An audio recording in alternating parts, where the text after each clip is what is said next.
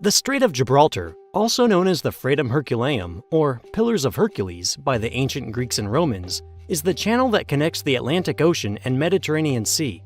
At just over 8 miles or approximately 13 kilometers at its narrowest point, this seemingly modest distance separates two continents and marks the meeting point of the Mediterranean Sea and the Atlantic Ocean. Despite the relatively short expanse of water and the fact that there are more than 60 bridges worldwide that are longer than 8 miles, no bridge has been built to connect the two continents, leaving many to wonder why such an ambitious project has yet to become a reality.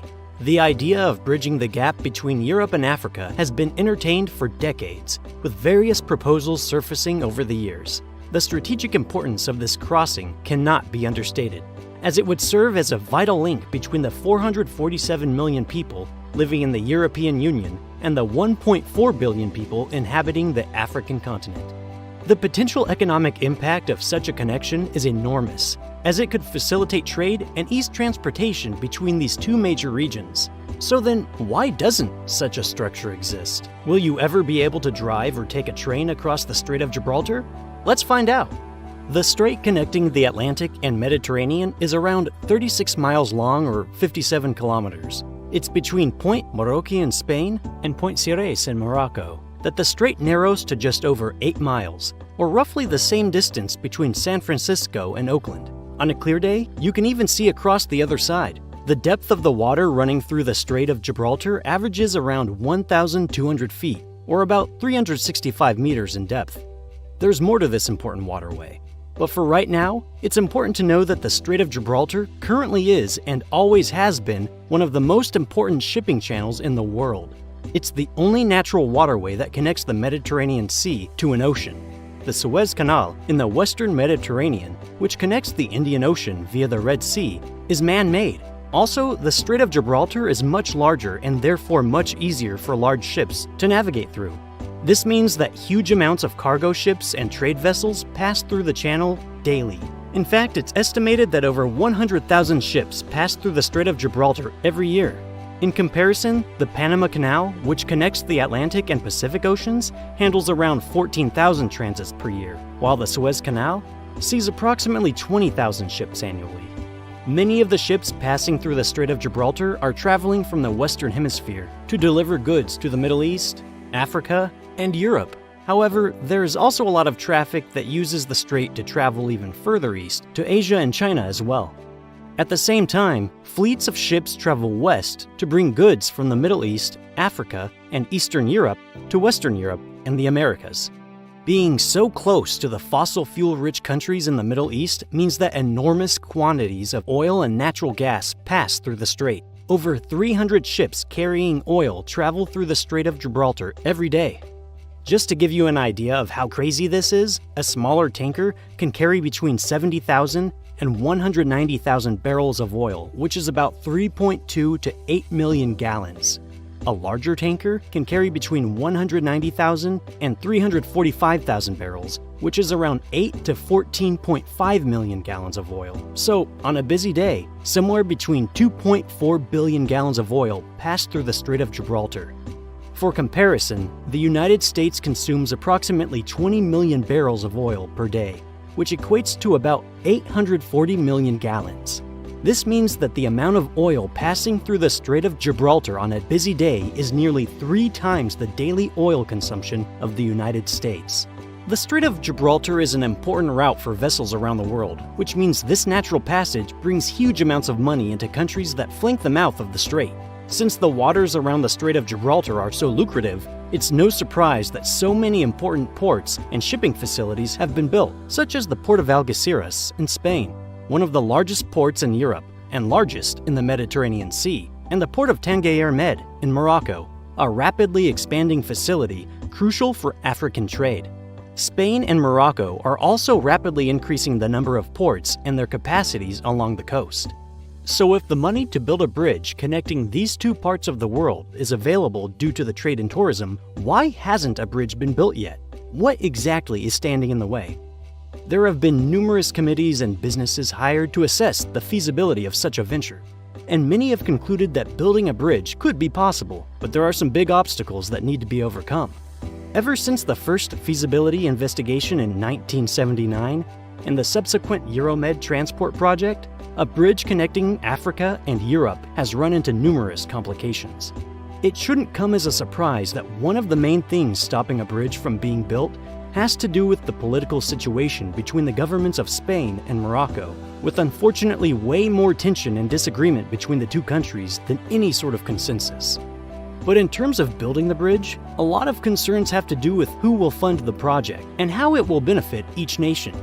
A bridge that runs across the Strait of Gibraltar is estimated to cost billions of dollars, with some estimates ranging from $5 billion to as much as $20 billion.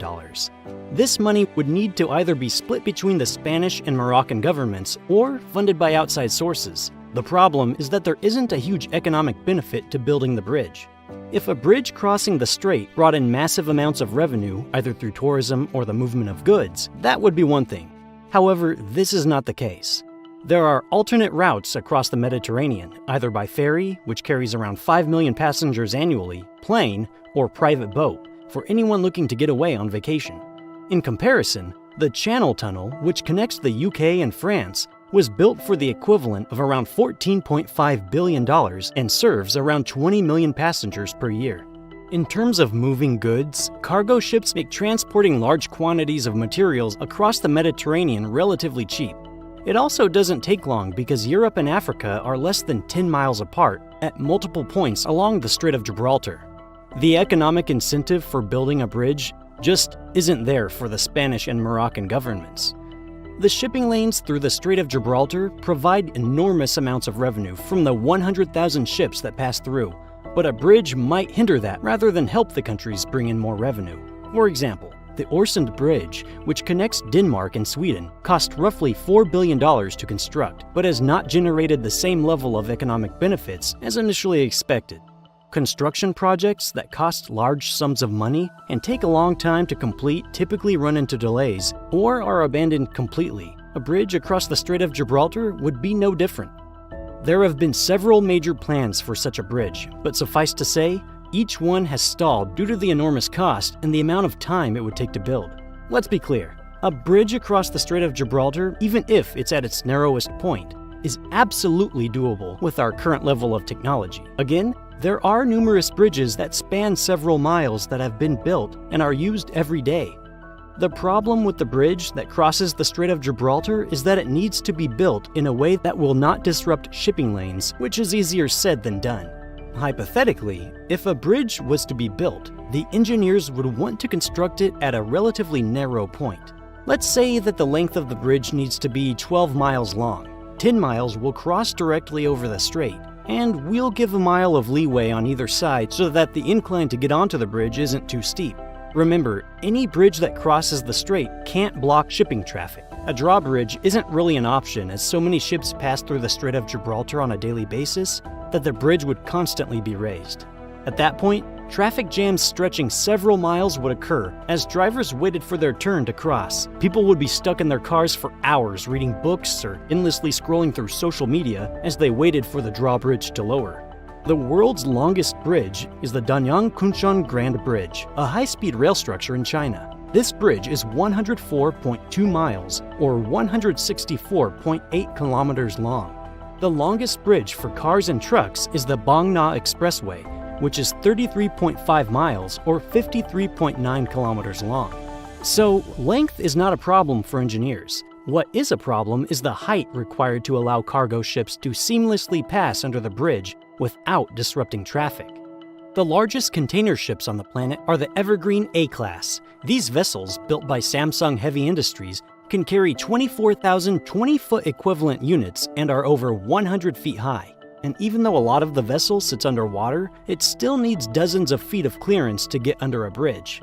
The crazy thing is that bigger ships are always being designed. So if the engineers designing a bridge that will cross the Strait of Gibraltar don't want to have to modify the height of it every decade, they need to build a bridge at least 100 feet above the water, if not higher, to make sure these giant ships can clear them. What it comes down to is that the construction of the bridge itself just isn't manageable. and any engineer who tries to tackle the problem runs into all sorts of roadblocks when trying to make both the travelers driving over the bridge and container ships that use the strait and go under the bridge happy. But this isn't even the biggest problem of all when it comes to building a bridge across the Strait of Gibraltar. To explore the largest obstacle standing in the way, we will have to go deep underwater and even under the crust of the Earth itself. Although a bridge crossing the Strait of Gibraltar would need to be built to withstand powerful storms that blow in from the Atlantic, it's not the weather that poses the biggest threat to the bridge's stability. If you think back to any Earth science class you've taken, you probably remember that the Earth's crust is made up of different sections called tectonic plates that are constantly shifting. Areas where the boundary of two or more plates are located are prone to geologic activity, including earthquakes. Unfortunately, for any bridge or large-scale construction project near the Strait of Gibraltar, the African and Eurasian plate meet directly under the waterway running between the two continents. It's here that the Azores-Gibraltar transform fault bisects the strait. A transform fault is a location where two plates move parallel to one another, and it's at these locations that earthquakes are more common. This means the region where a bridge connecting Africa and Europe could be built is prone to devastating geologic activity. Any bridge that is constructed across the strait will need to be able to withstand high-magnitude earthquakes without collapsing, because it's not a question of if an earthquake will occur, but when. For instance, the 1755 Lisbon earthquake, which was estimated to be between 8.5 and 9.0 on the Richter scale, caused significant damage in Portugal, Spain, and Morocco, while the 1960 Agadir earthquake, measuring 5.7 on the Richter scale, resulted in extensive destruction in the Moroccan city of Agadir. And since earthquakes are just a natural byproduct of shifting tectonic plates, there is no way to stop them. Other bridges, tunnels, and connections that cross over or underwater typically don't have this problem. It's the location of the Strait of Gibraltar that puts it directly in the path of a geologically active area. Surveys have also found that the seafloor of the area is unstable when compared to other locations, such as where the Channel Tunnel was built, that links France and Britain. Researchers identified that the floor of the strait has at least two deep quaternary clay channels, which are highly unstable and make it incredibly difficult to secure pylons or other structures to support a bridge. Quaternary clay channels are layers of clay sediments that have accumulated over the most recent geological period, known as the Quaternary. These channels consist of soft, unconsolidated clay deposits, which can be unstable and shift easily under pressure or due to geological activity. Geologists warn that any construction project built in this area could be prone to catastrophic failures solely due to the location of the Strait of Gibraltar and the makeup of the Earth's crust in the area. The bottom line is that building a bridge connecting Europe and Africa could be very dangerous due to the presence of these unstable clay channels. So is it impossible to build a structure that connects these two continents? Surprisingly, no. Engineers have found some ways around many of these problems, and as technology advances, there may be solutions that present themselves in some unlikely places. But before we can explore these options, we need a better understanding of the strait itself and exactly what we're getting into. Due to plate tectonics, the Earth hasn't always looked the way it does today. Over the course of millions of years, the continents have moved, oceans have separated, and topography has changed. It wasn't until relatively recently that the Strait of Gibraltar formed. Of course, recently in geologic terms still means millions of years ago, but nevertheless, it's important to understand how exactly the strait formed. Originally, what became the Mediterranean used to be part of the Tethys Sea, an ancient ocean that existed between the continents of Gondwana and Laurasia during the Mesozoic and early Cenozoic eras, spanning roughly 250 to around 50 million years ago, and covered what today would be India, Pakistan, Indonesia, and the Indian Ocean. Over time, the African continent shifted and collided with Asia and Europe, cutting off what would eventually become the Mediterranean Sea. The waters in the region began to dry up and create a land bridge between the African, European, and Asian continents. Around 5.3 million years ago, during an event known as the Messinian Salinity Crisis, the land began to sink due to the movement of the tectonic plates in the region, and water flowed into the depression, creating what is now the Strait of Gibraltar. The waters of the Atlantic constantly flow into the Mediterranean, which replenishes water lost to evaporation. Even more important for the aquatic ecosystem of the region is that the Atlantic waters flowing through the strait carry less salinated water, which keeps the Mediterranean from being too salty. At the same time, the saltier waters of the Mediterranean Sea, which are denser, flow under the surface current and empty into the ocean. The waters from the Atlantic are also full of nutrients that allow the Mediterranean to support a variety of fish and aquatic life. For example, an orcapod of around 36 individuals now lives around the Strait of Gibraltar and takes advantage of the bountiful waters in the region. Though with the increase in shipping and trade in the region, this pod and many other species in the strait are either threatened or endangered. So then, it's also worth considering how a bridge might cause less shipping traffic and therefore could improve the ecosystem in the area. But this is a long way from ever becoming a reality, as long as huge amounts of money can be made by moving cargo ships through the Strait of Gibraltar. Sorry, dolphins.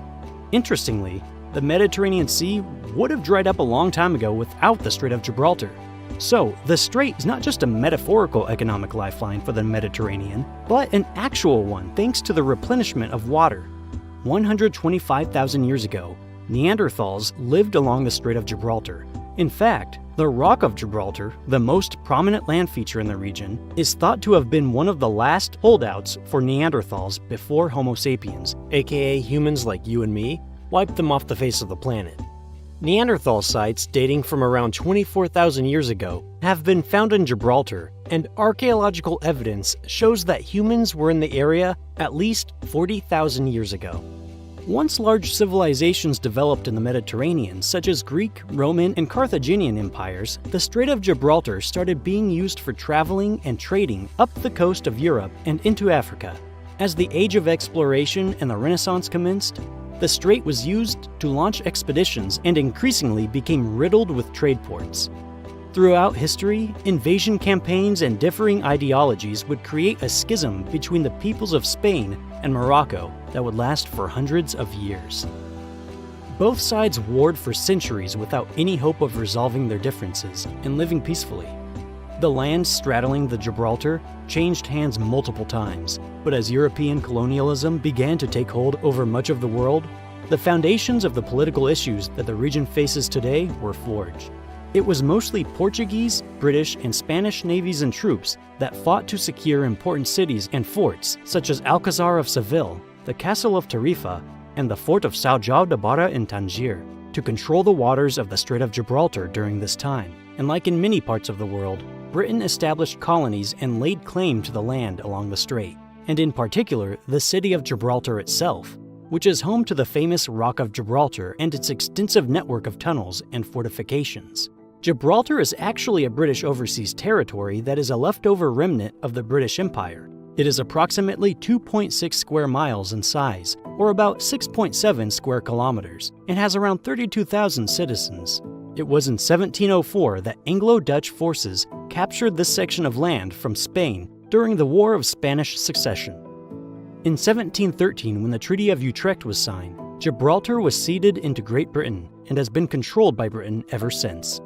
While Spain continues to assert a claim over Gibraltar, most of the Gibraltarians that live there reject proposals to be incorporated back into Spain. This is because for centuries they have been a territory of Britain. While the citizens there speak Spanish as well as a local dialect called Llanido, they have very little interest in switching their allegiances to the Spanish government.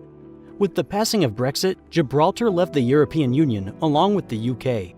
Although this decision ended up being pretty unpopular in Gibraltar, where 95% of the population voted to remain.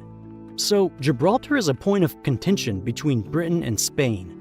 At this point, it seems that the citizens of the overseas territory are so used to doing business as usual under British oversight that it seems unlikely the territory will be ceded back to Spain anytime soon. However, things might have been slightly different if talks had begun a century ago. Either way, the Spanish government still brings up reincorporation of Gibraltar into its borders from time to time. But as of yet, no real progress has been made to unify the city with the rest of Spain. But Spain has very little ground to stand on when it comes to claiming Gibraltar should be returned to them, as they have carved out their own territory in Morocco. The Spanish have their own protectorates in Morocco. The port cities of Ceuta and Melilla both sit on the African side of the Strait of Gibraltar. On November 27, 1912, a treaty between France and Spain resulted in the conversion of Spanish spheres of influence in Morocco into formal protectorates. At this time, the territory which Spain controlled was much larger than it is today. In 1957, the Ifni War broke out when Spain sent troops to Morocco to protect what they proclaimed was their territory. Nations across the continent of Africa had been rising up against their colonizers and reclaiming their lands from Europeans. Spain hoped to stop this from happening in Morocco. But less than a year after the war started, it was over. There had been several back-and-forth battles, but very little progress was made by the Moroccan Army of Liberation against the combined Franco-Spanish force who had barricaded themselves in the forts in the region. On April 2, 1958, the leaders of Spain and Morocco agreed to sign the Treaty of Angre de Sintra. This agreement stated that Spain would cede Cape Juby, known as Tarfaya in Morocco, and much of the territory they controlled in southern Morocco at the time. However, it wouldn't be until 1969 that Morocco would legally gain full control of Ifni, and it would be another 6 years before Morocco would completely control the southern region of its domain. But they still have complete control over Spanish-held territories to the north. In fact, to this very day, Morocco claims that Ceuta and Melilla are culturally important to the Moroccan people and should be incorporated back into their borders. Yet both are still internationally recognized as Spanish cities. The Moroccan government even compares the territories that Spain holds to Gibraltar, which should be easy for the Spanish government to understand. But Spain continues to consider Ceuta and Melilla as vital parts of their own country, since they have been under Spanish control for centuries. This is a weak argument when you consider that the territory was seized through bloodshed and colonized for hundreds of years. But Spain stands by the fact that even though the two cities sit across the Strait of Gibraltar, they still belong to them. In reality, Ceuta and Melilla are in very strategic locations for trade ports, which is why Spain wants to maintain control of them. If the cities held no economic or strategic significance, there is little doubt that Spain would have ceded them into Morocco long ago. And this is where many of the problems come from that have prevented meaningful cooperation between the governments of the region. It's hard to work with a government that has seized your land and refuses to give it back. And this is exactly what has happened with Gibraltar for Spain and Ceuta and Melilla for Morocco. If these territories were returned to their respective countries, could a more productive relationship be built between the nations? Perhaps. It would take time, but it would likely be a step in the right direction. However, this does not seem likely to happen in the near future.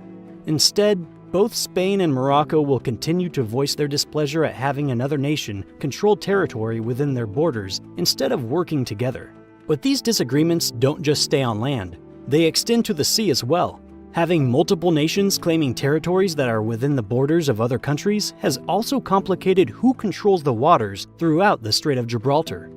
Most of the marine territory is held by Spain and Morocco, but since Gibraltar is part of the United Kingdom, Britain also controls a part of the eastern end of the strait. However, it's Spain's territory in Morocco that causes the most confusion. Both Spain and Morocco claim that the southeastern waters of the strait are under their control. The Spanish government uses Ceuta and Melilla on the African continent as an excuse to lay claim to the waters off the coast of Morocco. Obviously, the Moroccan government does not accept this because they claim those cities should be under their control in the first place. Currently, the United Kingdom claims that 3 nautical miles, which is 3.5 standard miles, or 5.6 kilometers of water off the coast of Gibraltar are under their control. Britain also claims that much of the strait is international waters, which both Spain and Morocco disagree with. To keep relative peace in the region and allow vessels to move freely through the Strait of Gibraltar, the United Nations Convention of the Law of the Sea labels the strait as a transit passage, which allows ships and aircraft complete freedom of movement when crossing through the channel. It's clear that this region's history has led to modern dilemmas, which result in a lot of disagreement over the Strait of Gibraltar and the lands around it. When we understand the geography and events of the past, it becomes pretty clear why the Spanish and Moroccan governments haven't been able to work together in an effective manner to plan a bridge connecting Africa and Europe. But what about a tunnel? Can the two governments put aside their differences to construct an underwater crossing? Over the years, bridges have not been the only type of structure proposed to connect Europe and Africa. As far back as the 1930s, Spain came up with the idea of a tunnel that could be built under the Strait of Gibraltar to to allow trains and vehicles to pass below its waters. A subsequent survey of the seafloor's composition revealed it was made up of extremely hard rock that the tunneling machinery of the time couldn't break through. To get around this problem, one engineer suggested placing a pre-made concrete tube under the Strait of Gibraltar's waters and securing it using high-tension cables. This plan went nowhere, as the idea seemed extremely difficult to carry out. And anyway, the world had a much bigger problem to worry about at the end of the decade when Germany invaded Poland and kicked off World War II. The tunnel idea then all but vanished until the 1980s, when Spain and Morocco started a new round of discussions to construct a tunnel under the Strait of Gibraltar. But once again, these talks went nowhere due to tension between the governments and the feasibility of the project. Even though technology had come a long way, tunneling still didn't seem viable, and plans for a tunnel were once again abandoned.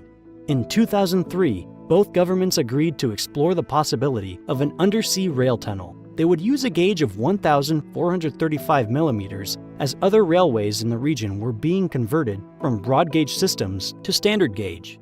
This was forward thinking, but it meant that even if the tunnel was completed, there was no guarantee the railways in Spain and Morocco would be converted in time. This meant the tunnel connecting the two continents could end up sitting dormant until all railroads on either side of the strait were switched to standard gauge. So the rail tunnel was postponed to a later date.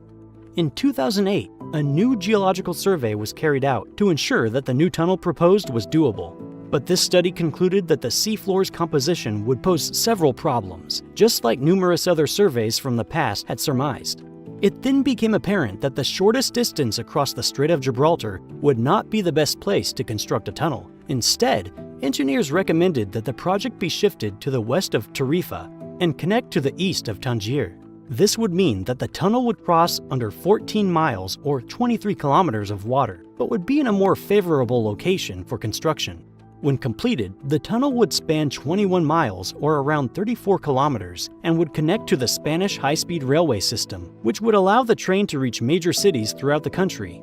The planning phases for the project commenced, but nothing much came of them as the leaders of both countries rarely discussed the tunneling plan further.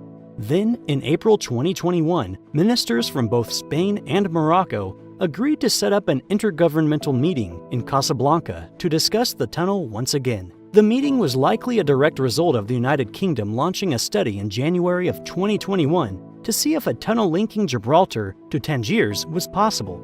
This would completely replace the tunnel that Spain and Morocco had been discussing for the past several years, but had yet to make any progress on. The surveys by Britain lit a fire under the Spanish government, and in February of 2023, a high-level bilateral meeting between Spanish and Moroccan officials to make serious progress on the tunnel under the Strait of Gibraltar was scheduled.